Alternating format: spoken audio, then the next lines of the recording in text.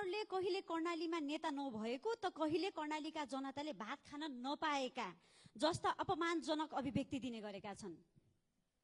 यसप्रति म दुःख व्यक्त गर्न चाहन्छु। उहाँहरूलाई कर्णालीमा नेता नभएका होइनन्, तर बजेट कब्जा गर्ने र राज्य स्रोतमाथि रजगज गर्ने बेइमान राजनीतिक व्यक्ति नभएको बारेमा जानकारी गराउन चाहन्छु।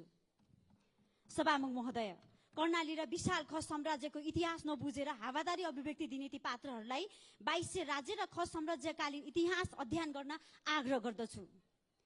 कर्णालीमा भोगमरी थिएन सभामुख महोदय। त्यो एयरपोर्टमा पाउने सेतो चामल मरी मात्रै थियो।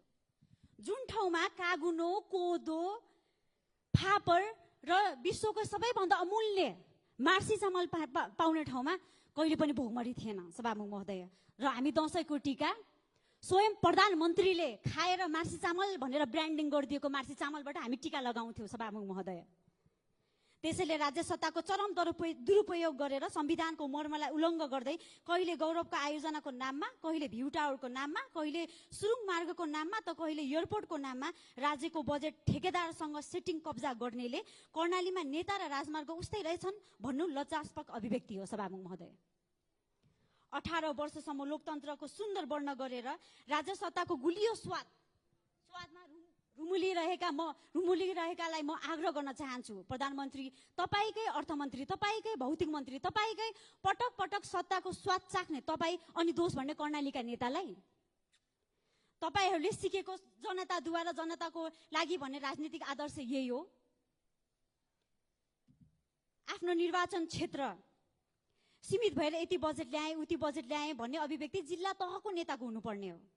देशको मन्त्री, मुख्यमन्त्री भएका व्यक्तिले त संविधानको न्यायोचित विकासको मर्मलाई कार्यान्वयन गर्नुपर्ने होइन र?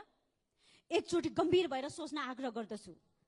सभामुख महोदय, देशमा 80 राजमार्गलाई राष्ट्रिय राजमार्ग बनाउँदा जुम्ला सुर्खेत सडकको बेहाल पार्ने काम कर्णालीका नेताले गरेका होइनन्। राष्ट्रिय गौरवका आयोजनाका नाममा देशमा 26 खर्ब निल्ने काम कर्णालीका नेताले गरेका छैनन्।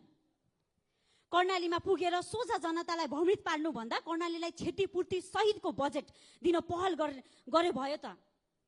सरकार उनीहरूकै छ, के कुराले रोक्यो? विकास गरे भएको त। के कर्णालीका मान्छेले चिठी लेखन दिया छन् हामी गली विकास नगर्देऊ भनिकन? विभिन्न मापदण्ड बनाएर कर्णालीलाई बजेट र स्रोतविहीन पार्ने काम यिनै पुराना पार्टीका नेताले गरेका होइनन्। राज्यका निकाय कर्णालीका मान्छेको नियुक्ति खै? राज्यका स्वामित्व र अर्धस्वामित्वमा अन्य संरचनाहरू कर्णालीमा स्थापना भएको खै? कर्णाली मैत्री नीति